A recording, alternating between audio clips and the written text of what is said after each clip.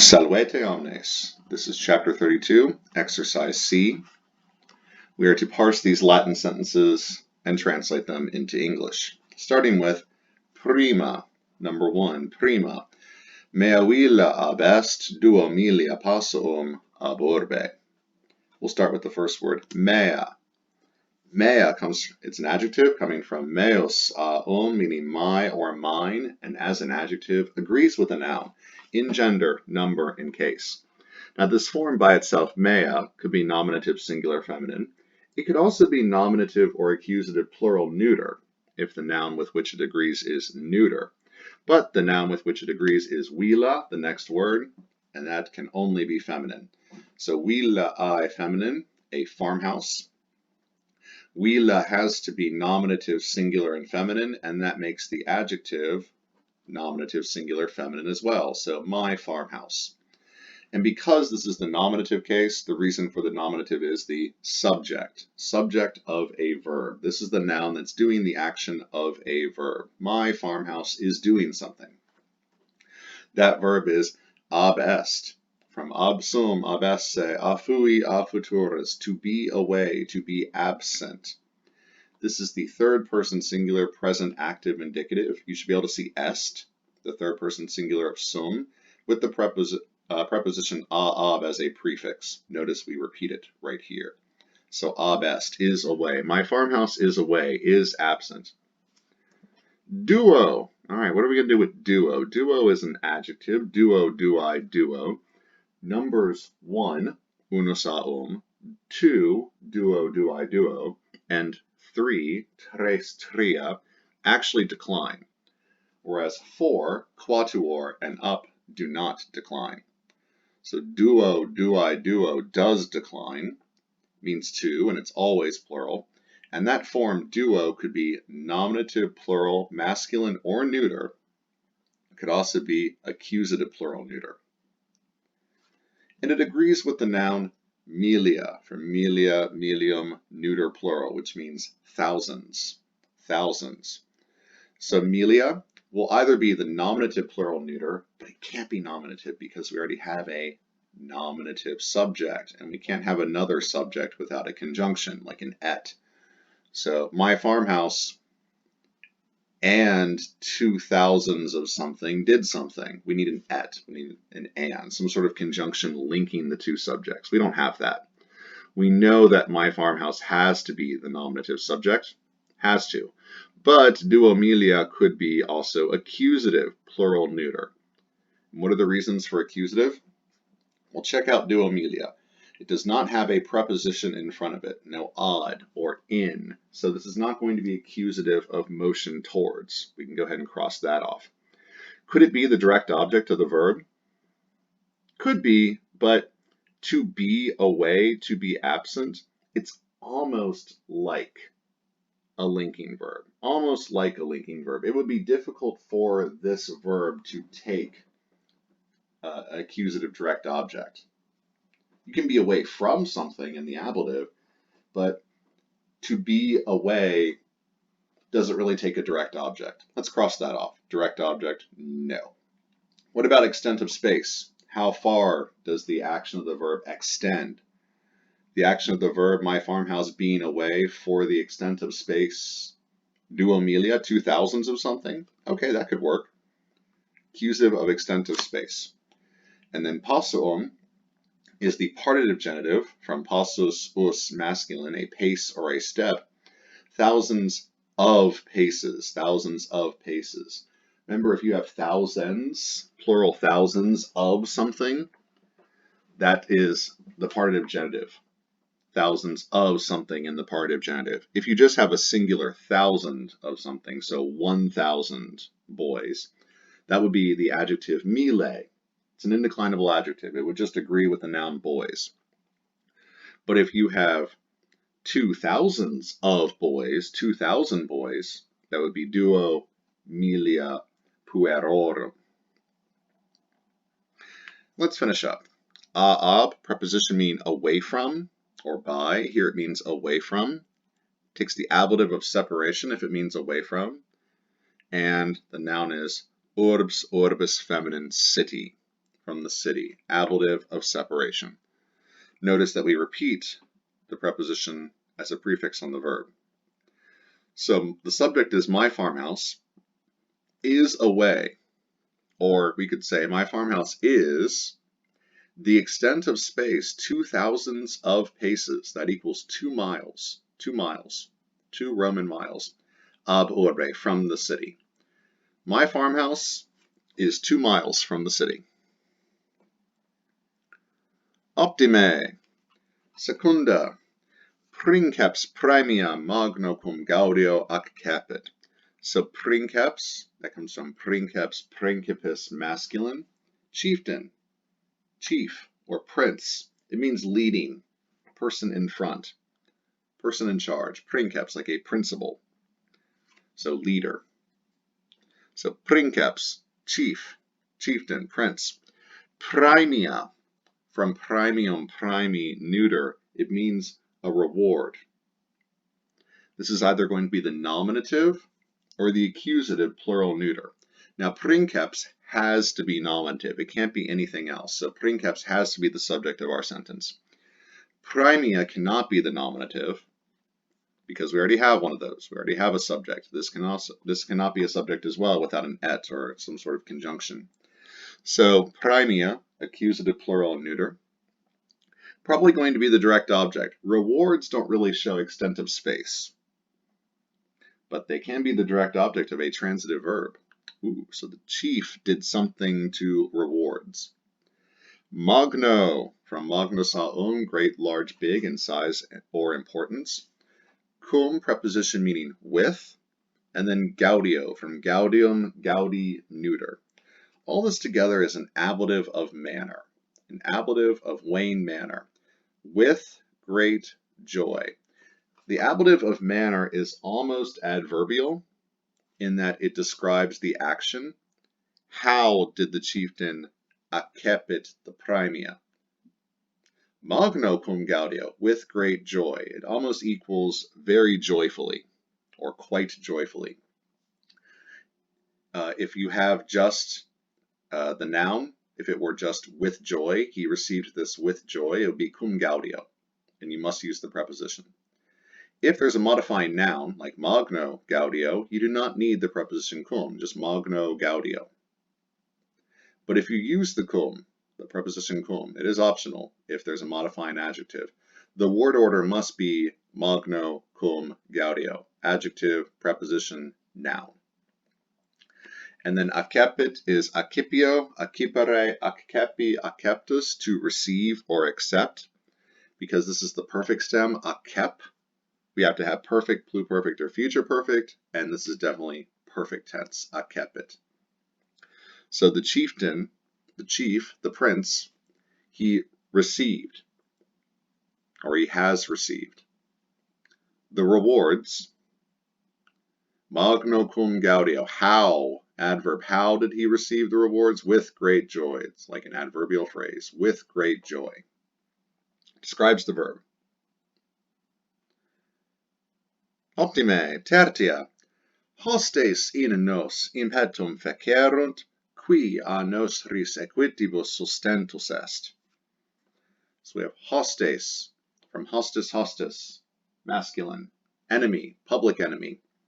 So this is either the nominative or the accusative, plural. In English, when we say the enemy, I know it looks singular, but the enemy is plural. The enemy. Look, there's the enemy. It's a singular collective noun. In Latin, it's plural. In English, if we say an enemy, using the indefinite article an enemy, that's going to be singular in Latin, hostis. The enemy is hostes, plural. So hostes is either going to be the subject or the direct object, either nominative or the accusative. We don't know. We need more information. In, preposition meaning in, on, if it takes the ablative, showing location. If it takes the accusative, it means into, onto, or against. In nos, nos is the accusative of nos. Nos, nostri, nobis, nos, nobis. In nos, against the accusative us. The enemy in nos, against us. Okay, so the enemy is up against us. Impetum, impetum from impetus, us, masculine, a charge, an attack, an assault, an impetus. It's a fourth declension. So this is the accusative, impetum, direct object of some verb. Fecerunt from facio, facere, feci, factus, to make or to do. When we have facio and impetum, so we have impetum facere, it's an idiom which isn't quite an idiom because it literally means exactly what it means, and there's no like secret knowledge you need to know to figure out what it means. It literally means they made an attack. You could also say they attacked.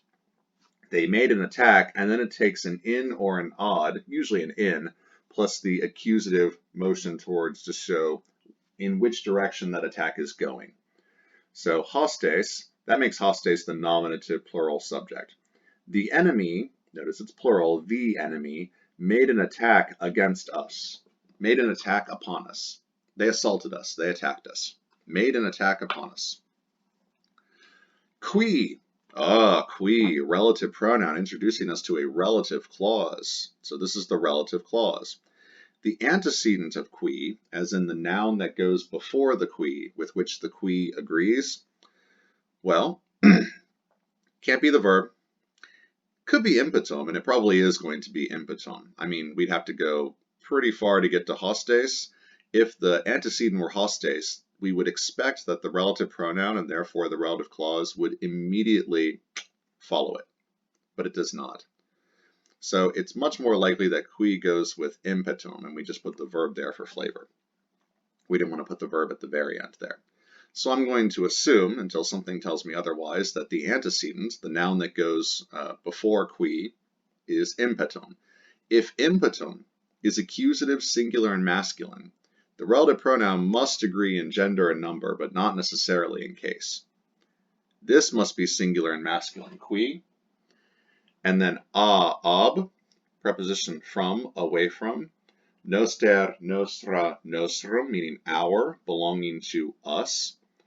And it modifies the noun equitibus from eques, equitus, masculine.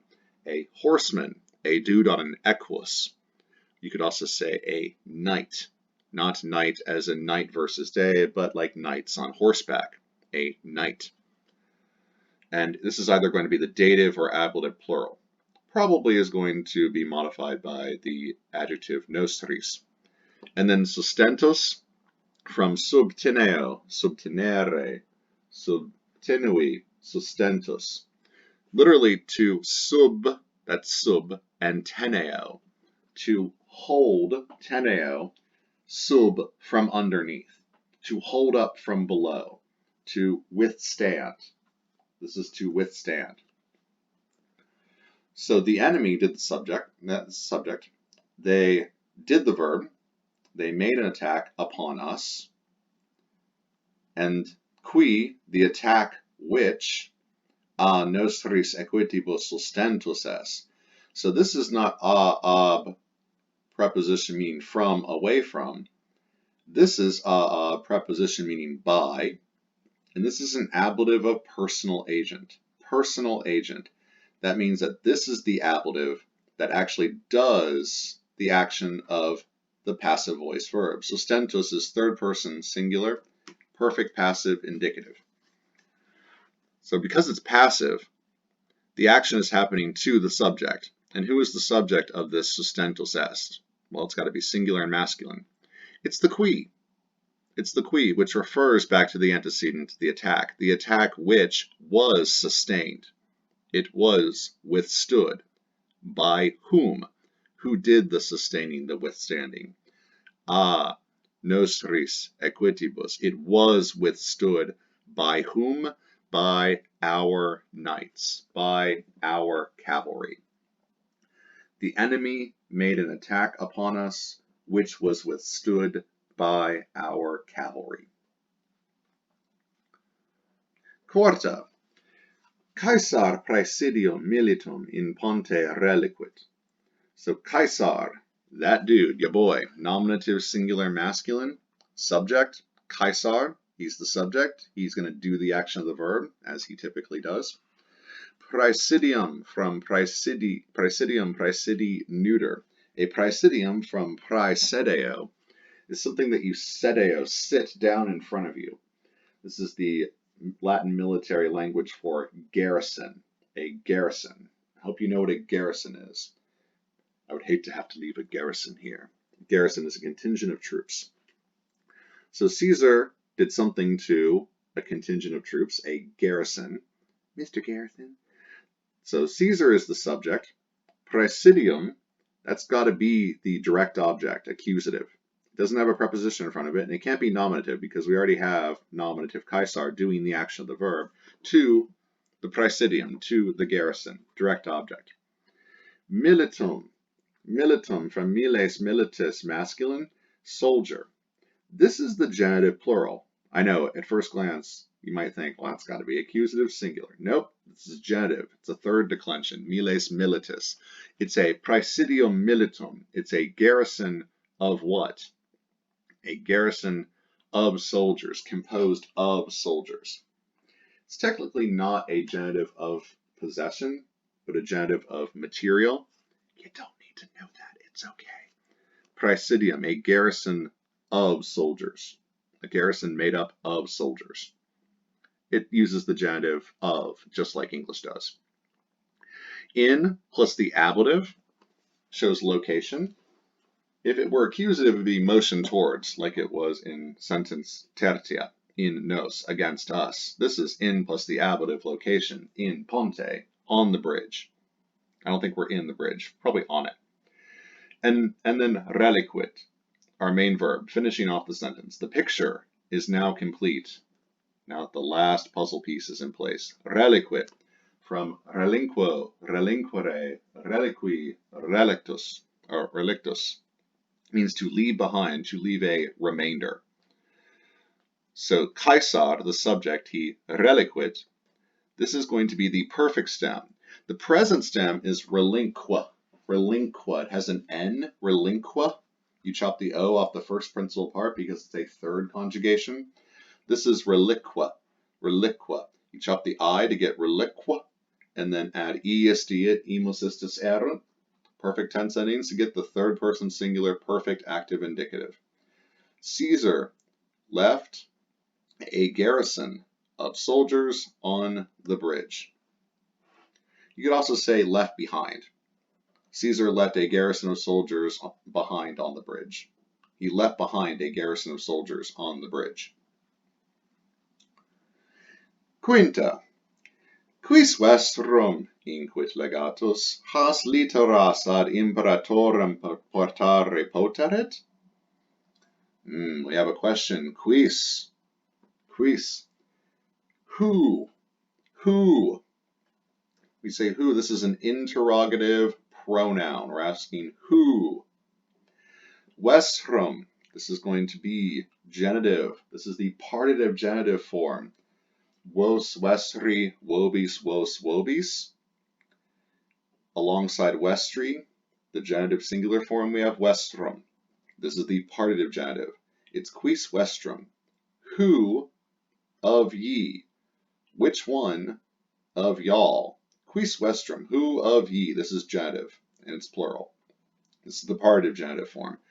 Who of ye? Notice the quotation marks. This is a quote.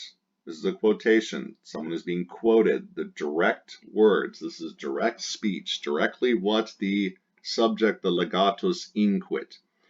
Inquit serves as the Romans' quotation marks because the Romans didn't have quotation marks.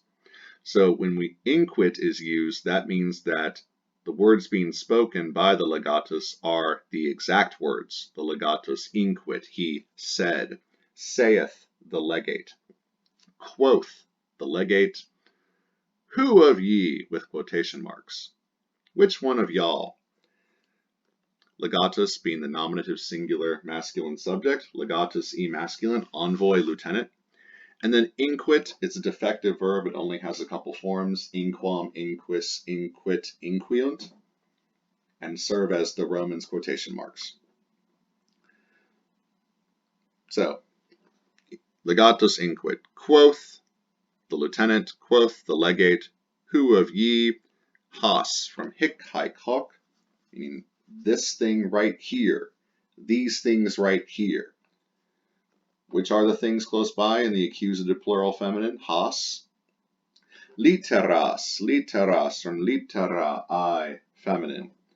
In the plural, this word, though plural, usually means a singular letter that you mail, which is composed of lots of letters of the alphabet, which is why a singular letter is plural in Latin. We could have just used the noun epistula, but hey, apparently that wasn't fun. Has literas. Accusative, plural, and feminine.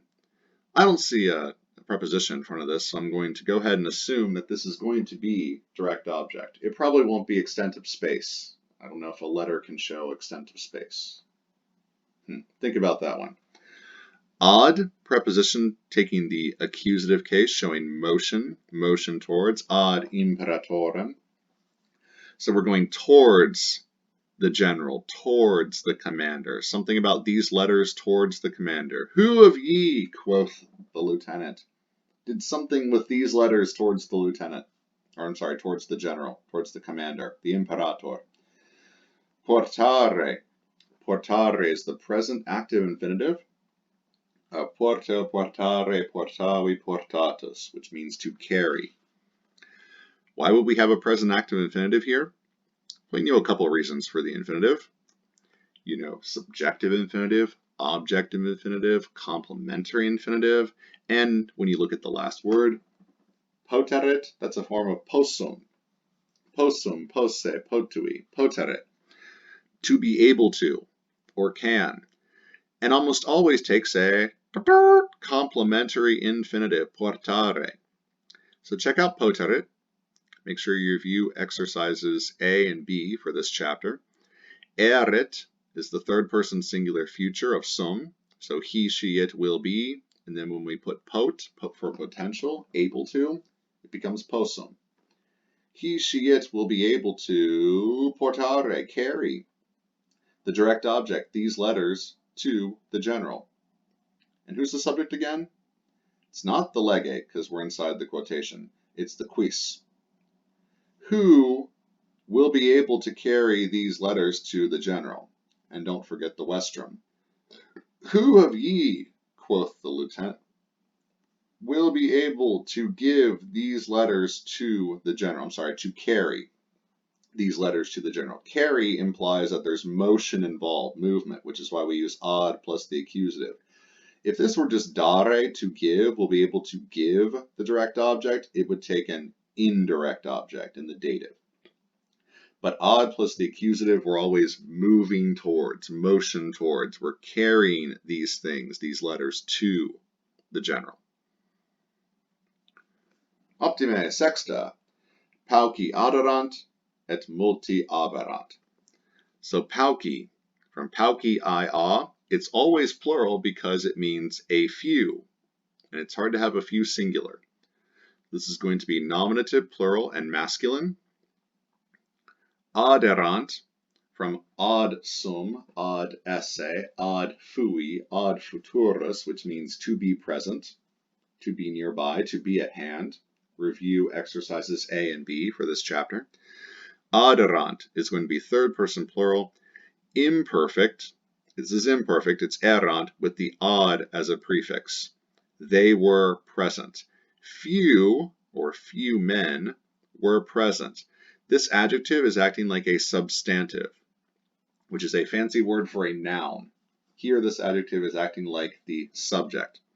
So, few were present, a few were present, few men were present. Et, and, conjunction, multi. Like pauci, multi is a substantive adjective. It's acting like a noun. Multus aum, much. In the plural, it means many. Here it's plural, so let's say many. Many, or many men, aberant. Few men were present, and many aberant, were absent, were away. This is also third person plural imperfect. Of ab sum, ab esse, a fui, a futurus. Septima, consul civibus, Non debemos inquit discedere a nostro officio. You said officio. That's awesome. Consul civibus. Consul, from consul, consul is masculine. It means consul means give me a minute. So anyway, civibus, from civus, masculine or feminine, can be both. You can also write C for common, means citizen. So the consul, he's the subject, supreme executive magistrate of the Roman Republic, one of 2 consuls, elected annually. Consul, the consul, he did something, civibus, dative or ablative plural. It's probably going to be dative. He did something to the citizens. He did something for them. Civibus, dative or ablative plural, probably dative. And then we have quotation marks, which our editor has helpfully added for us. We do have the verb inquit, which, like in sentence quinta, tells us that this is the direct quotation, the direct words of the speaker, the consul. Quoth, he said. The consul said, that explains the dative, to the citizens. He said to the citizens. Quoth the consul to the citizens, non debemos, non, negation, negating debemos, from debeo, debere, debui, debitus, to owe, to ought. If debeo takes a complementary infinitive, like it does here, it will mean ought. And it's present tense, first person plural, present, active, indicative. We ought not. We owe to not. We ought to not. We ought not discedere, complementary infinitive of discedo, discedere, discessi, discessus, which means to leave, to depart. It is not a transitive verb. You can't leave something in the accusative. You can't discedo something in the accusative in Latin. If you use discedo and you leave from somewhere, it takes preposition aab plus the ablative of separation. So we have aab, from, away from, nostro officio, from noster, nostra, nostrum, our, belonging to us, officium, offici, neuter, which means not office, but duty. Duty. We ought not to discedere, to leave, to depart from our officium, our duty. Quoth the consul to the citizens, we ought not to leave, depart from our duty.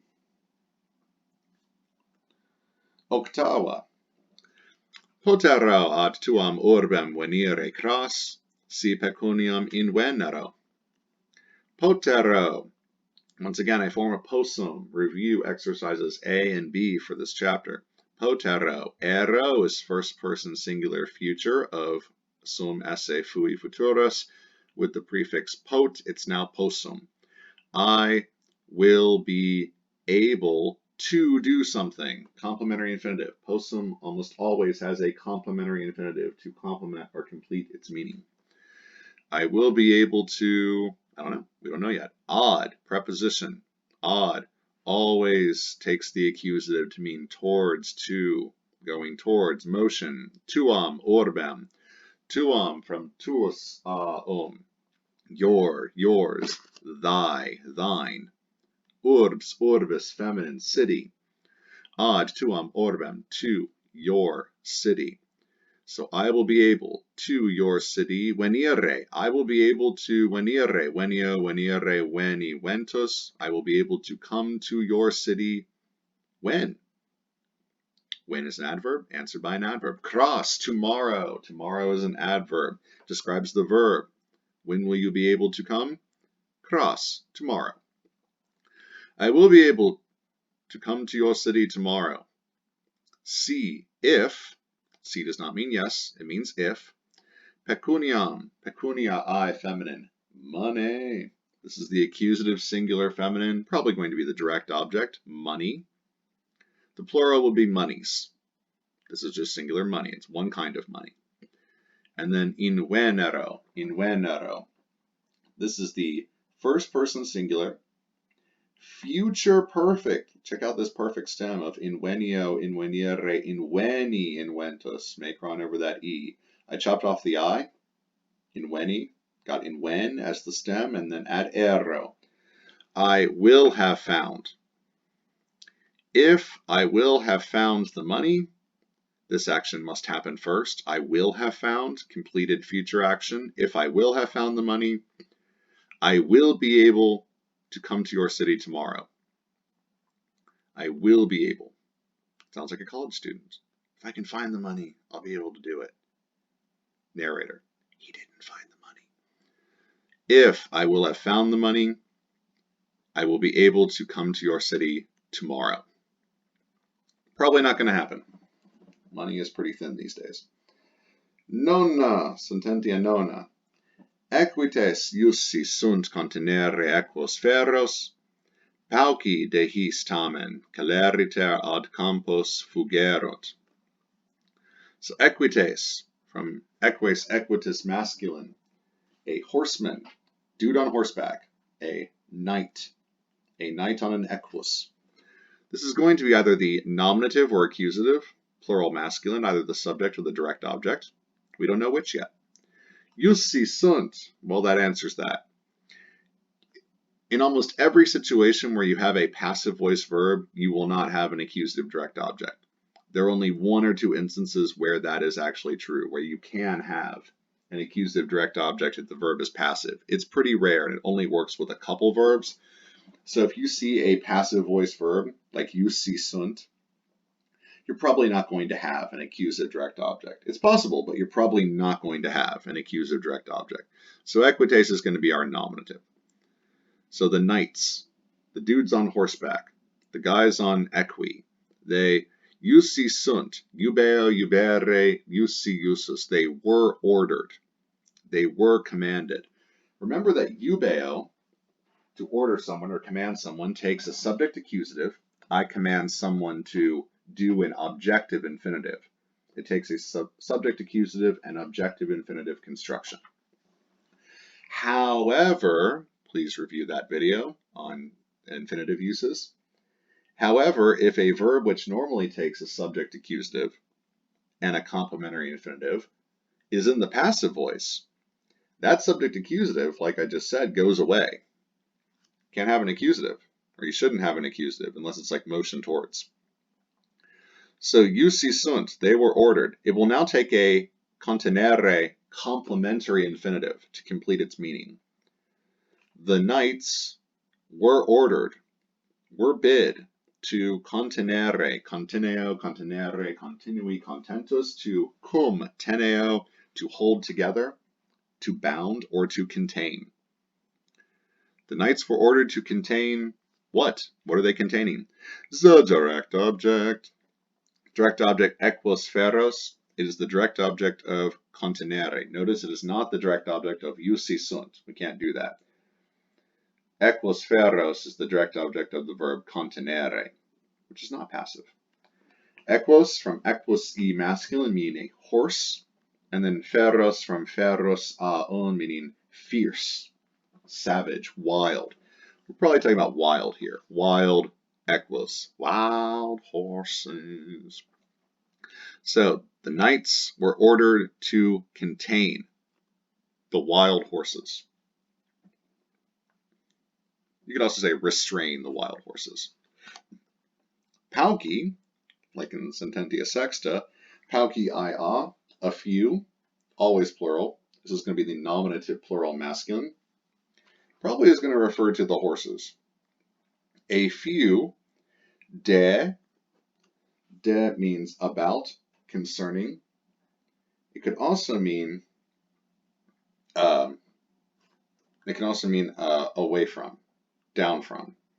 Pauci de his. When we have a few or a numeral, it means a few de from his. Hic, haec, hoc. These, this thing right here.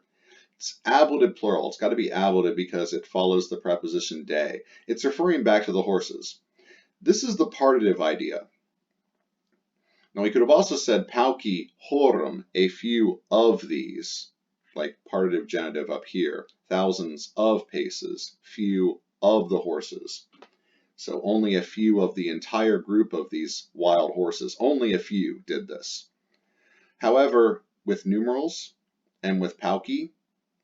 Typically, Latin uses de or ex plus the ablative to show the partitive idea. Pauci de his, a few of these, tamen, first of his name. Tamen is postpositive.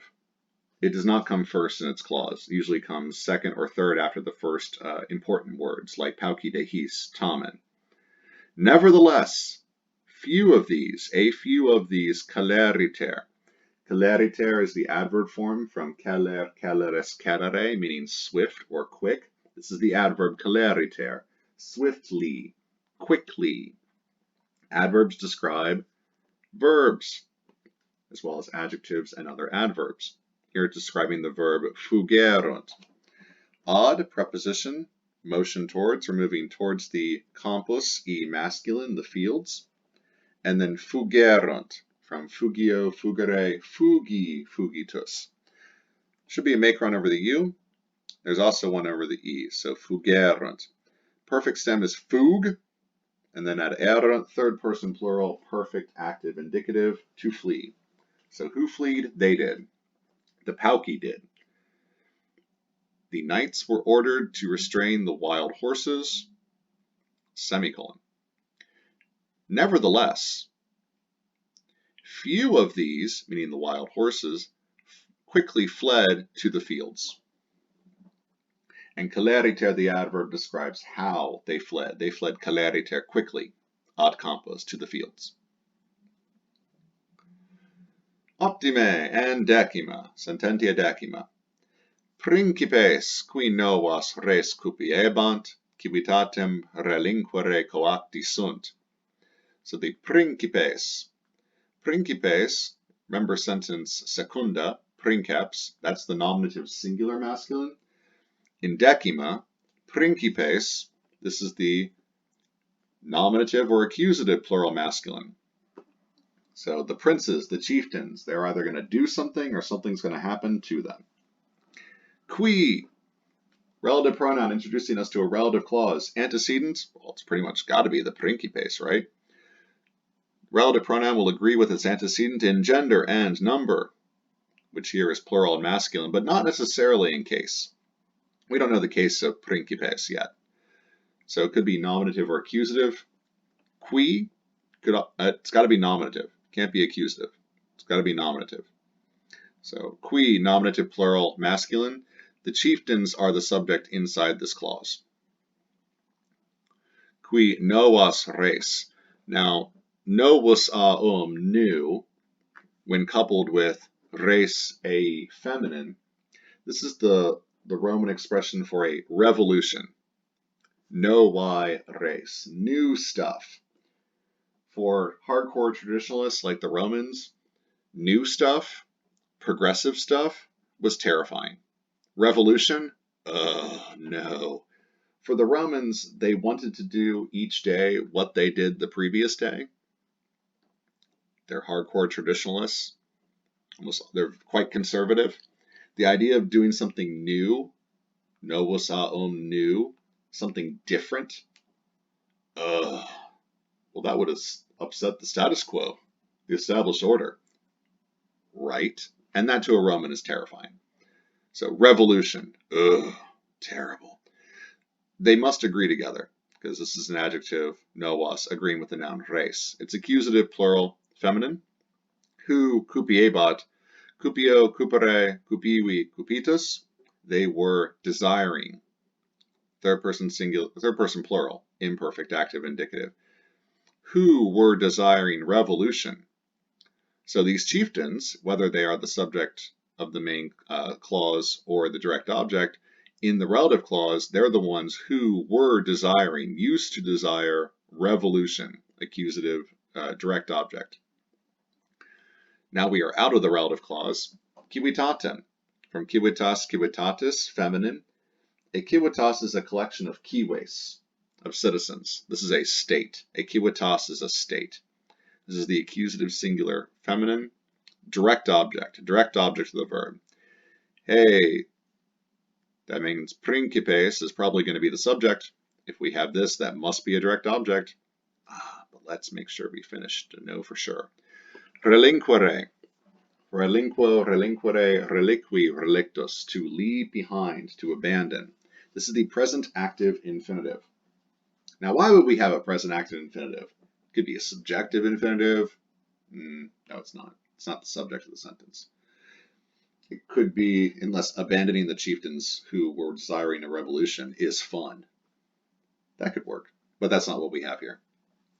Objective infinitive, if we had a verb that takes a subject accusative, if you order someone to leave someone behind, or if you force someone to leave someone behind. Or it could be a complementary infinitive, used to complete the meaning of a main verb, which is coacti sunt, and that answers that. Kogo, kogere, coegi, coactus. Coacti sunt is third person plural. It's masculine. You can tell by the E, coacti. It's not I, it's not a. If it were I, it would be feminine. If it were a, it would be neuter. It's E, coacti, masculine plural. Coacti sunt, and it's perfect passive. They were. Who were? The chieftains. The chieftains who were desiring revolution. It's always plural too. New things, singular in English, revolution. Coacti sunt, they were forced. They were forced. And like eubeo, in sentence nona, a verb like kogo, which usually takes a subject accusative and an objective infinitive, if in the passive, like eusi sunt was in nona, coacti sunt is also passive, no longer will it take an objective infinitive because the subject accusative is gone. It takes a complementary infinitive. Relinquere is a complementary infinitive used to complete the meaning of coacti sunt.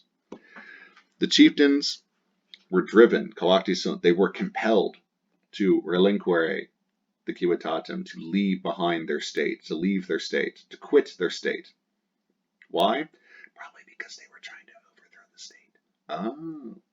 The chieftains who were desiring revolution were forced to leave their state, were forced to quit their state. Optime! Very well done. That wraps it up for Chapter 32, Exercise C. You are now ready to move on to Chapter 32, Exercise D.